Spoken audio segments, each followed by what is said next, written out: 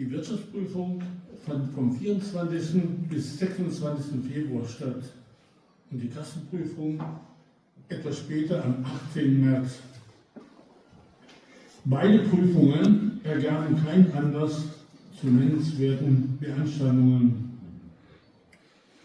Die Geldspenden in Höhe von 1,028 Millionen liegen im Berichtsjahr nur geringfügig unter dem Ergebnis von 2023.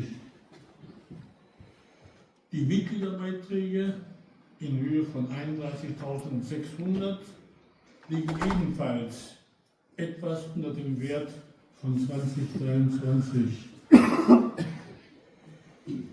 Dann die Gesamteinnahmen in Höhe von knapp 1,5 Millionen sind gegenüber den 1,8 Millionen in 32 hauptsächlich durch die geringeren Projektmittel gesunken. Nämlich 2023 schlugen besonders die Projekte